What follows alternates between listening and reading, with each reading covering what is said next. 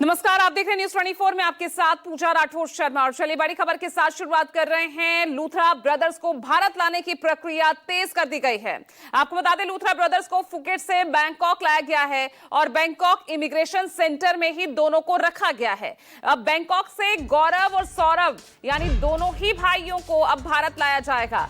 बता दें आपको, गोवा क्लब अग्निकांड के बाद से ही दोनों फरार होकर थाईलैंड के फुकेट पहुंच गए थे और यहां से उन्हें हिरासत में लिया गया और फिलहाल बैंकॉक में दोनों मौजूद हैं। बैंकॉक इमिग्रेशन सेंटर में दोनों को रखा गया है। तो कल ही उन्हें थाई पुलिस ने हिरासत में लिया। अब भारत लाने की प्रक्रिया तेज कर दी गई है। अंकुश हमारे साथ गोवा से जुड़ रहे हैं, लगातार इस कवरेज पर नजर बनाए हुए हैं। अंकुश, अब भारत लाने में और कितना वक्त लग सकता है? क्या जानकारी मिल रही है? इस वक्त बैंकॉक के इमिग्रेशन सेंटर में दोनों को रखा गया है। देखिए पूजा, सबसे पहले कि बेहतरीन काम किया गया है इंडियन एजेंसी द्वारा, जहाँ पे न सिर्फ उनको लोकेट किया गया बल्कि उनकी पूरे वेयर अबाउट की जानकारी भारतीय एजेंसी को दी और लगातार भारतीय एजेंसी थाई पुलिस के संपर्क में थी। अभी जो कि उनको डिटेन कर दिया गया है, फुकेट से उनको डिटेन कर दिया गया था। फुकेट के बाद उनको बैंकॉक लाया गया है, जो कि थाईलैंड की राजधानी है। और उसके बाद की जो प्रक्रिया है वो हम आपको उससे साझा करते हैं। क्योंकि दोनों भाइयों का पासपोर्ट रद्द हो गया है, तो ऐसे में एक आउट पास यानी कि किसी भी देश से बाहर जाने के लिए एक इमरजेंसी सर्टिफिकेट जारी किया जाता है। ये इमरजेंसी सर्टिफिकेट भारतीय दूतावास के जरिए जारी किया जाएगा। फिलहाल दोनों भाइयों को बैंकॉक के ही इमिग्रेशन सेंटर में रखा गया है और अनुमान के हिसाब से 2 या 3 दिन का वक्त लग सकता है, क्योंकि कई सारे दस्तावेज तैयार करने होंगे, कई सारी एजेंसी इसमें इन्वॉल्व होगी। गोवा पुलिस का केस है, गोवा के साथ साथ जो भारत की नोडल एजेंसी है सीबीआई की इंटरपोल विभाग, वो उसमें इन्वॉल्व होगा और कहीं ना और साथ ही विदेश मंत्रालय भी इसमें इन्वॉल्व होगा, क्योंकि भारतीय दूतावास का ही वो एजेंसी होगी थाईलैंड में जो आउट पास यानी कि इमरजेंसी सर्टिफिकेट जारी करेगी। तो कुल मिलाकर कहे कि 2 से 3 दिन का वक्त लग सकता है। आज शुक्रवार है, शनिवार और रविवार बैंकॉक की जो अधिकारी है, अथॉरिटी है, वो काम नहीं करते। तो ऐसे में आकलन लगाया जा रहा है कि हो सकता है कि मंगलवार तक दोनों भाइयों को भारत लाया जाए। भारत लाने के बाद की प्रक्रिया की अगर मैं बात करूँ तो सबसे जो कयास लगाए जा रहे हैं, जो गोवा के पुलिस के सूत्र है वो बता रहे हैं कि हो सकता है कि पहले उनको दिल्ली लाया जाएगा और जब भी वो भारत की धरती पर वो कदम रखेंगे, दोनों भाइयों को लाया जाएगा, तब उनको तुरंत ही अरेस्ट दिखाया जाएगा और अरेस्ट होने के 24 घंटे के भीतर उनको गोवा के कोर्ट में पेश किया जाएगा और फिर वहां से पुलिस जो है उनकी कस्टडी की रिमांड करेगी। तो कुल मिलाकर कहे कि अगले हफ्ते जो प्रक्रिया है उसको पूरा करने में करीब 2 से 3 दिन का वक्त लगेगा। बीच में शनिवार रविवार भी आ चुके हैं जो कि थाई अथॉरिटी काम नहीं करती। तो ऐसे में अनुमान लगाया जा रहा है कि मंगलवार तक दोनों भाई जो है उनको भारत लाए जाएंगे। लेकिन इसमें एक चीज़ ये भी है कि जो कि मामला काफ़ी संगीन है। इससे पहले हमने काफ़ी बेहतरीन कोऑर्डिनेशन हमें देखने को मिला था गोवा पुलिस, सीबीआई और ब्यूरो ऑफ इमिग्रेशन और इंटरपोल का। तो ये जो इस मामले में भी उनको भारत लाने की प्रक्रिया में भी काफ़ी अच्छा तालमेल हमें देखने को मिल रहा है। जैसे कि मैंने कहा कि 3-4 एजेंसी इसमें इन्वॉल्व है, सभी के तालमेल और कोऑर्डिनेशन के जरिए जो कागजी प्रक्रिया है उसे पूरा की जाएगी। तो अनुमान लगाया जा रहा है कि मंगलवार या बुधवार तक दोनों भाई जो है उनको भारत लाया जाएगा।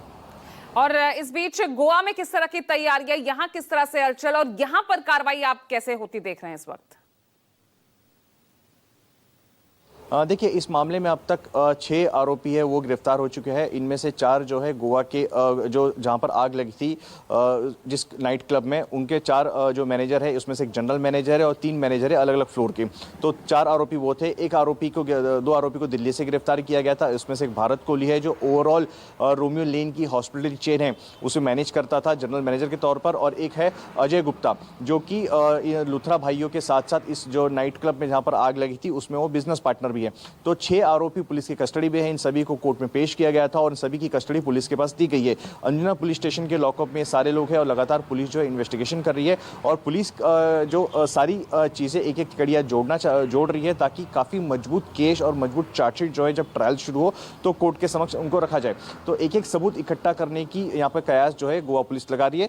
ना सिर्फ अग्निकांड तक ही मामला भी सीमित रहा है, बल्कि मनी ट्रेल, फंडिंग कहाँ से हुई थी, अजय गुप्ता का किस तरीके से रोल था, डॉक्यूमेंट किस किस पार्टनर के नाम से अप्लाई किए गए थे, डॉक्यूमेंट वैलिड थे कि नहीं थे, वहाँ पर किसी किस्म का फर्जीवाड़ा हुआ था कि नहीं हुआ था। क्योंकि जब रोहिणी कोर्ट में अग्रिम जमानत की याचिका हुई थी तो गोवा काउंसिल यानी गोवा सरकार की तरफ से हम जो काउंसिल वहाँ पे खड़े हुए थे उन्होंने कई सारी दलीलें वहाँ पर दी थी और काफ़ी हैरान करने वाले खुलासे किए थे। उसमें एक खुलासा ये भी था कि ट्रेड लाइसेंस एक्सपायर हो गया था और इन्होंने रिन्यू नहीं किया था। तो ऐसे काफ़ी सारे माइन्यूट जो डिटेलिंग है वो गोवा पुलिस कर रही है, एक एक कड़ियों पर काम किया जा रहा है, एक एक सबूत जो है वो इकट्ठा किए जा रहे हैं। क्योंकि 6 आरोपी की वो कस्टडी मिली हुई है, उसमें से अजय गुप्ता की कस्टडी काफ़ी महत्वपूर्ण मानी जा रही है क्योंकि बिजनेस पार्टनर है।